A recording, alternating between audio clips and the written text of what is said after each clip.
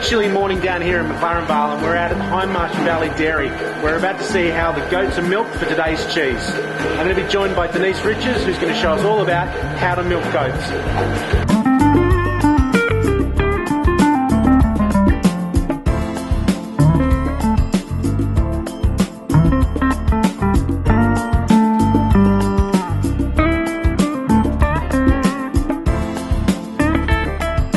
Goat's cheese is almost the cheese at the moment.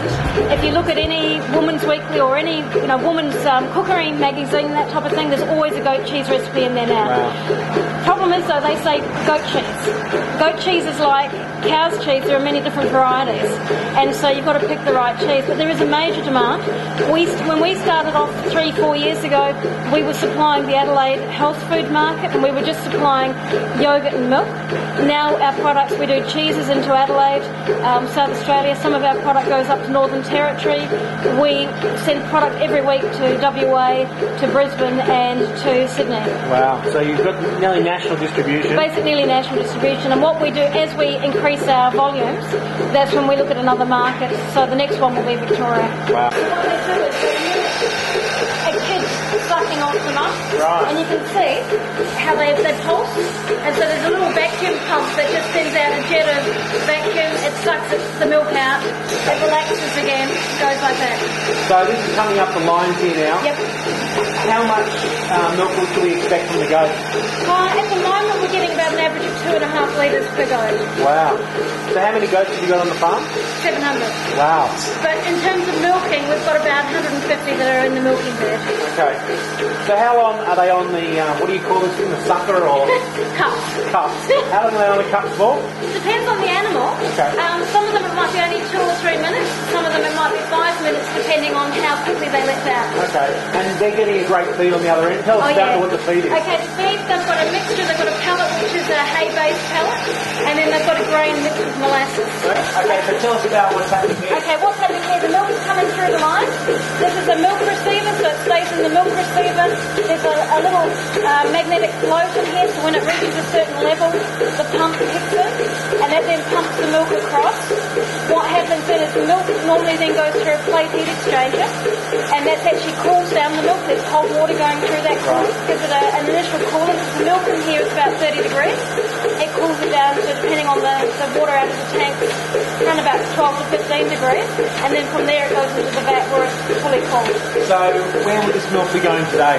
This milk today is actually going to be separated for cream and yogurt. Okay, and will that be made today and then go to the dairy, or how quick is it? Okay, for this, it'll be separated today. It'll be turned into yogurt tomorrow morning. Wow. And the reason for that is that to make yogurt, the milk actually needs to just settle a little bit for the proteins to do their thing. Right. And tell us about the taste. What's the flavour profile? Can you tell the difference between normal milk and goat milk? You can. Goat milk, when it's really fresh, like fresh out of the goat, is actually quite sweet, very creamy. Over time it develops a gamey flavour, and that's a very traditional goat flavour. So is that why you like to process as quick as you can? Absolutely. Right, okay. For us, because the goat milk is a fat molecule that gets that gamey flavour very quickly, we like our product to be clean and fresh in flavour. So we process for cheese that's processed on the day of milking, or yogurt that's processed the following day.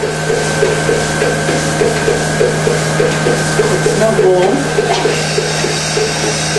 It is really sweet, isn't it? It's very sweet. Yeah. It's really nice. It's got like a really smooth, buttery finish. So you're milking every day? Yep. What time normally? I know we're here at 9 o'clock. It's normally pretty civil, really. Between 8 and 9, because we're just doing the 1 milking a day at the moment. When we go on to 2 milkings, it'll be earlier. Okay. And so you've been involved in the dairy business for many years. Yep. This operation's been nearly 5 years. What are some of the challenges you've had? The big challenges really are getting distributors that know and understand your product. And one of the big challenges is the Australian marketplace. The Italians, the Greeks, they all know about goat cheese. They all know about goat meat.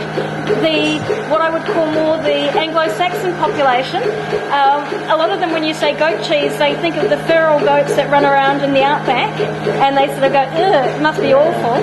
So one of the biggest things is just getting people to actually try it, and to see that it doesn't taste weird, it's not unusual, it's actually a very pleasant, easy to eat. Talk about the meat. Does it have similar taste and profile to something like lamb? The meat is like eating very sweet, lean lamb. Okay. It's much leaner than lamb, and it has a sweetness to the flavour. It's absolutely beautiful. And if you're into Indian food or Indian curry, the best curry is made using goat meat. Yeah, that's true. That's very true. So what's the name that people should look out for in the supermarkets? Is it marked as goat meat, or is there another name for it? There's actually predominantly two names.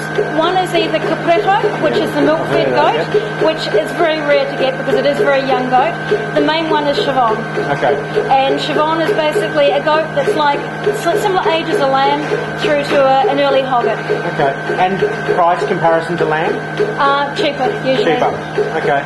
That's not good for you, the producer. No. Well, anyway, so do you have a website people can have a look at? We are on the Fleurieu Peninsula Food website. Okay. Thanks a lot for showing us. I know it's been a chilly morning here. I guess you're up every morning, but it was pretty cold for us. But thanks for showing us all about goats and milk, and I look forward to tasting your products a bit later on.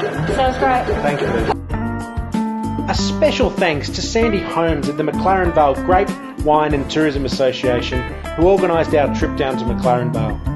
Plus Tori and David from the producers for their hospitality during our trip. To learn about my experiences in McLaren Vale and watch some of the videos that I made while I was down there, visit my website www.benjaminchristie.com.